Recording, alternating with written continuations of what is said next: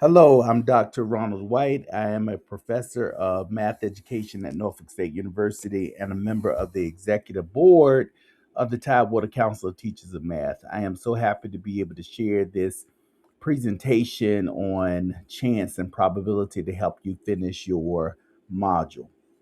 Again, remember you can watch it as many times as you need to in case I'm going too quickly or slow it down on your end. That said, let me begin. So, when we first think about probability, usually we're talking about theoretical probability. And that is the probability that we believe something is going to happen before it has actually happened. The symbolism we use or the mathematical notation is in red here at the top. It looks like P times E, but we don't read it like that. We read it as the probability of your first child being a boy, the probability of observing a tail or after the toss of a fair coin, the probability of selecting a heart from a standard deck of cards. The way we calculate that theoretical probability is we use or identify the number of favorable outcomes and divide that by the total number of possibilities. So, in the simple case of someone having a child, we would expect that the child will be a boy or a girl, two outcomes, two total possibilities, and one is favorable because we're looking for a boy. And so that probability will be one out of two, or as a decimal 5/10, or we can write it as a percentage 50%. So probabilities can be expressed as fractions, decimals, or percents. Same thing with the flip of a fair coin. Fair meaning one side is not heavier than the other, and it's not a double side, it is a double sided coin, in that there are two different outcomes on each side of the coin. So the probability of seeing a tail, if there's the outcomes will be a head or a tail, the probability of seeing a tail will be one out of two, or 5/10 or 50%. Let's play cards. Let's think about cards a little bit more. Uh, Most people know, and in case you didn't know, there are 52 cards in what we call a standard deck. And so we're not counting jokers in this case. The 52 cards are usually half black, half red, and they have four suits: spades, hearts, diamonds, clubs. There's an ace in each suit and three face cards in each suit. Face cards being jack, queen, king, and then, of course, the numbered cards 2 through 10, which gives a total of 13 cards per suit. So the probability of observing a heart, if you were to shuffle these cards up and just pick one at random before you actually picked it, the probability of a heart would be 13 out of 52, or 25%. Or you could say 0.25 if you want to. It could be just that simple. The probability of a card being black, given half the deck is black, will be 26 out of 52, or 5/10. Then we could say the probability of a card being black or red. Now, be careful with this one. Half the standard deck is black, half the standard deck is red. So guess what? You are guaranteed. Look at the math. The math comes out to be 1 or 100%. You are guaranteed to get a card that's black or red. The probability of getting a queen, since there is a queen in each of the four suits, that will be 4 out of 52, or 1/13. And then here's another tricky one. What's the probability of observing a star on one of these cards? And since none of them have a star on it, that will be zero, which means it's impossible. Let's think about what these numbers mean again. Zero is impossible, cannot happen. 5/10 or zero point 0.5 is equally likely. One means you are guaranteed uh, to see that event. And this implies that you can never have a negative probability, and you can never have a probability that's bigger than 1 or 100%. Probabilities that are greater than zero but less than zero point 0.5, they're unlikely to happen. Probabilities that are greater than zero point 0.5 but less than 1 are likely to happen. I have unlikely, but that should be likely to happen.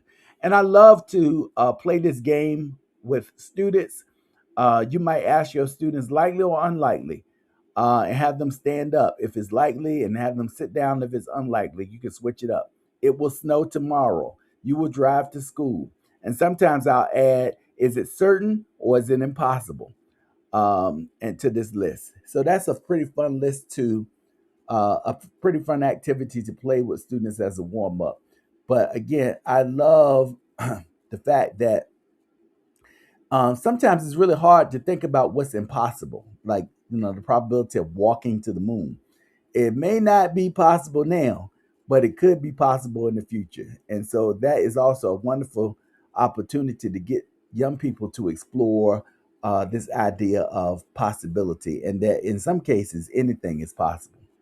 Now, let's think about chance in a different way. I love to give this question to my students. What is the probability that two people with brown eyes will have a child that has blue eyes? And so, if you remember from your science, this is called a Punnett square. And in order to have brown eyes, you have to have the dominant allele, which is that capital B. If you have two capital B's, that means you have brown eyes. But if you have one capital B and one lowercase b, it means that you are a carrier of the blue-eyed allele. And so if you have both parents that present with brown eyes, yet they are carriers, you can see there are four possible outcomes, and there's a 25% chance that that child might have blue eyes. And so it is a possibility, but of course, under the conditions that both parents have to be carriers of the recessive gene. Now, the other type of probability is what we call experimental probability. Some people even call this empirical probability. This is what actually happens when you flip a coin. Not what you think is about to happen before you flip the coin, but this is what actually happens. This is what you observe after you actually flip a coin. So I flipped the coin 12 times, as you can see here. The first six times, empirically, it would look like I'm guaranteed to see a tail. But that doesn't make sense. If indeed this is a fair coin and there's a tail on one side and a head on the other. So of course I flipped it more. On toss 7, I see a head, which means that probability of seeing the tail just went down a little bit. Toss 8, I also saw a tail. Toss 9, I saw a tail. But toss 10, I saw a head, which means that probability went down a little bit more. And so, what are we seeing? We're seeing that as I continue to toss the coin more and more, and as the experiment repeats, we begin to see that this empirical probability approaches the theoretical probability. The question remains, how many times do I actually have to toss the coin to see a probability of 50%? Well, that is explained to us by something called the law of large numbers. If you were to use a coin simulator, you would see that your values begin to approach 50% probably right after 60 trials. So it takes you to flip a coin 60 times to begin to see this head and tail ratio begin to level out. And so, although empirically it's a possibility that you could toss the coin 60 times and see a tail all 60 times, through chance. However, as you continue to flip the coin, you know by the law of large numbers that the number of heads and the number of tails will have to even out. So you expect to begin seeing some tails at some point, some heads at some point. There is one other kind of probability, and it's called subjective probability. Most of us know this one in the real world. You see a number on a license plate and you feel like you want to play the lottery.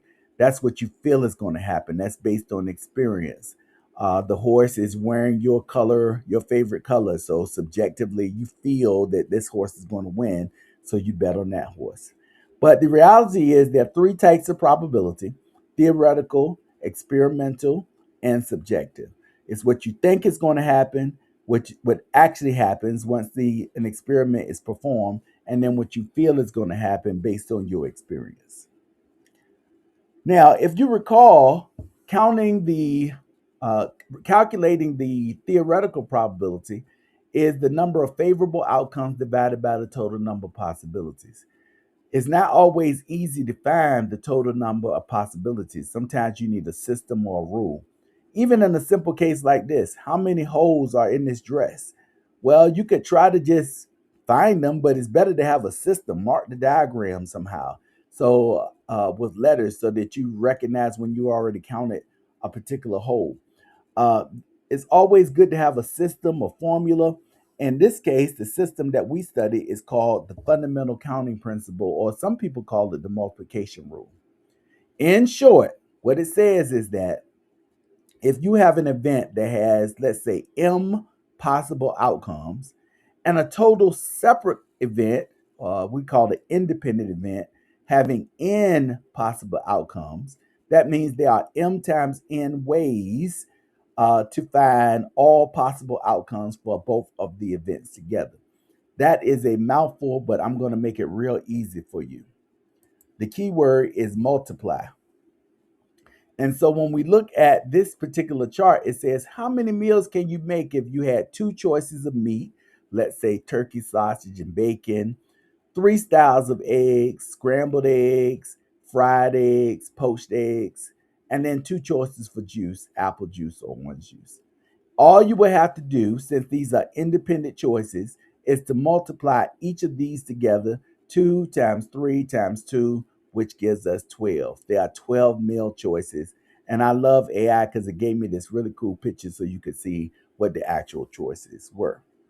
In short, again, there are 12 choices. And to find that answer, all we needed to do was to multiply the number of choices for each category, giving us the 12 different meal combinations. Here's another question, and the last one that I'll end with. How many seven-digit telephone numbers are there available? If the first digit cannot be a zero, believe it or not, uh, imagine each of these numbers. The first digit cannot be a zero, so that means there are only 9 possibilities for that. Um, and then the second digit, or the third digit, the fourth digit, all the rest of the digits could be a zero. So that means if you count, there are 10 different possibilities for each of those digits, which means there are 9 million possibilities for telephone numbers by the counting principle. And so this is a wonderful thing to think about, but even more so, it lets us know why we have changed area codes in this area at least 2 or 3 times since I've been alive, and why we have country codes, because it's so easy to run out of telephone numbers, and we don't ever want to do that. Even though giving a new area code literally changes somebody's number, again, still we don't want to run out of telephone numbers, even though it seems like an impossibility. It is very much a possibility. So I hope that you have a better understanding of chance, theoretical probability, empirical probabilities, and the fundamental counting principle. Thank you.